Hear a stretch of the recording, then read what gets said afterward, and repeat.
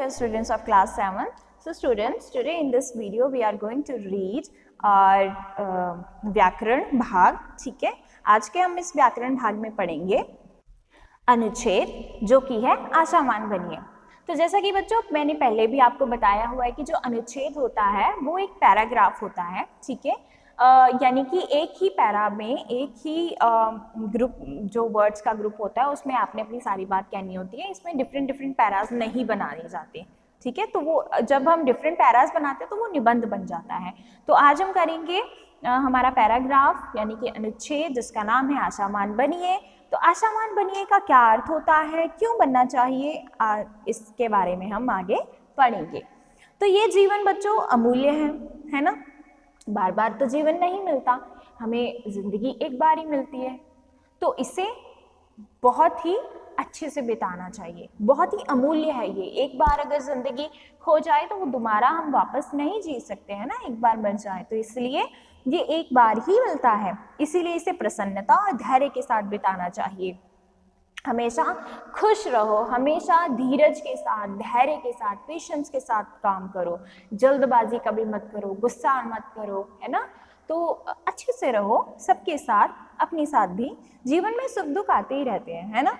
ये तो हमने बहुत बार पढ़ा है कि जीवन में सुख दुख, आशा निराशा, ये तो जीवन चक्र है, इसमें आते ही रहते हैं. अगर आपके पास सुख है तो आपके पास दुख भी आएगा, दुख है तो फिर उसके बाद सुख भी आएगा. कोई भी चीज़ निश्चित समय के लिए ही होती है, उसके बाद वो चली जाती है. ठीक है, ये जीवन चक्र है जो चलता रहता है. तो आज सुख है तो कल दुख भी होगा. जीवन में ना तो कभी खुश सुख स्थिर रहता है, ठीक है, हमेशा के लिए रहता है, और ना ही कभी दुख. तो जिस प्रकार सुबह होने पर रात का अंधकार मिट जाता है, ठीक उसी प्रकार जो दुख रूपी हमारा अंधकार है, ठीक है, वो भी छटकर सुख की रोशनी में बदल जाता है. तो यहाँ पर उदाहरण दिया गया है कि जैसे दिन और रात होते हैं, है ना. रात का अंधकार मान लो दुख का प्रतीक है ना. अगर रात है तो उसके बाद दिन भी आएगा, यानी कि अगर दुख है तो उसके बाद सुख भी आएगा. अगर आपके जीवन में दुख ही नहीं आएगा, अंधेरा ही नहीं आएगा, तो आपको रोशनी का और सच्चाई का, सुख का कभी आपको ज्ञान ही नहीं हो सकता, है ना. तो इसीलिए सुख दुख आते जाते रहते हैं. इसलिए दुख के दिनों में धैर्य रखना चाहिए. हमेशा पेशेंस के साथ काम करो. ये मत अपने आप को कोसने मत लग जाओ कि अब मेरे साथ ही ऐसा क्यों होता है. ठीक है, ये जीवन चक्र है, ऐसा होता रहता है. तो धैर्य सुख के दिनों में भी रखना चाहिए, किंतु दुख के दिनों में इसकी अधिक आवश्यकता होती है. परीक्षा के दिनों में मन में निराशा के भाव जागृत होते हैं.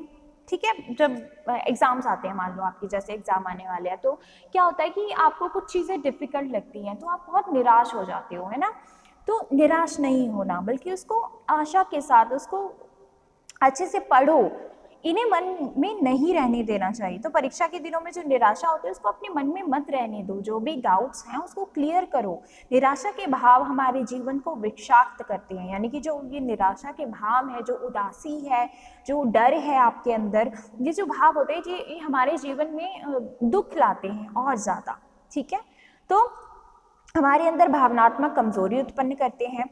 तो क्या होता है कि हम अगर दुखी रहेंगे, हमेशा निराश रहेंगे, तो हमारे अंदर की जो विल पावर है ना, जो मजबूती होती है, जो करने की हिम्मत होती है, वो भी नहीं रहती अंदर. तो निराशा रूपी जो विष है, इसका आत्मविश्वास एवं दृढ़ता को नष्ट कर देता है. तो पतझड़ के उपरांत वसंत अवश्य आता है. तो जैसे रात के बाद दिन आता है, दुख के बाद सुख आता है, पतझड़ के बाद बसंत भी आता है. ये भी एक उदाहरण दिया गया है आपको कि जब सारे पत्ते सूख जाते हैं, गिर जाते हैं चारों ओर, कोई फूल नहीं रहते, सब बंजर सा हो जाता है, तो उसके बाद क्या होता है, थोड़े ही दिनों बाद बसंत की बहार फिर से लौट आती है. फिर से नए पत्ते उगने शुरू हो जाते हैं, नए फूल खिलने लग जाते हैं, चारों ओर फिर से हरियाली छा जाती है. तो उसी प्रकार जिस प्रकार पतझड़ के बाद बसंत आता है, उसी तरह दुख के बाद, निराशा के बाद आशा भी आती है. ठीक है, तो इसके आते ही चारों ओर हरियाली छा जाती है, चाहे वो बसंत हो या चाहे वो सुख की आशा हो. चारों ओर रंग बिरंगे फूल अपनी छटा बिखेर देते हैं. उनकी सुगंध से आकर्षित जो तितलियां और भंवरे हैं वो गुनगुनाने लग जाते हैं. इसी प्रकार जो जीवन में निराशा के पल आते हैं, उदासियों के क्षण भी आते हैं, तब हमें हमेशा आशावान बनकर वसंत की प्रतीक्षा करनी चाहिए। वह सबके जीवन को महकाता है। तो कभी भी अगर आपके जीवन में दुख आए, कोई भी कठिनाई आए, उदासी छा जाए, निराशा आए, तो कभी भी निराश नहीं होना, कभी भी दुखी नहीं होना, क्योंकि समय तो ऐसा बुरा समय या अच्छा समय तो हर एक के जीवन में आता ही है। इसमें दुखी होने वाली क्या बात है कि मेरे साथ ऐसा हो रहा है या मेरे साथ वैसा हो रहा है। तो कभी भी दुखी नहीं होना, क्योंकि अगर दुख आया है तो सुख भी आएगा।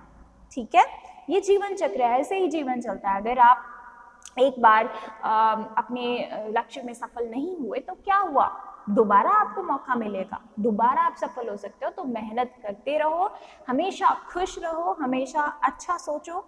ठीक है, इसी तरह से आपका जो जीवन है वो अच्छा कटेगा, क्योंकि जीवन है वो अमूल्य है, वो आपको दोबारा नहीं मिलेगा अगर आपने इसे एक बार गवा लिया। तो जो भी समय है उसको जी भर के जियो, खुश रहो, हमेशा आशावाद रहो। ठीक है बच्चों, तो ये था हमारा आज का अनुच्छेद आशावान बनिए। तो आई होप सबको अच्छे से समझ में आ गया होगा। इसको अच्छे से लिखने की प्रैक्टिस कीजिएगा। ओके स्टूडेंट्स, तो ये थी आज का हमारा video. Thank you and have a nice day.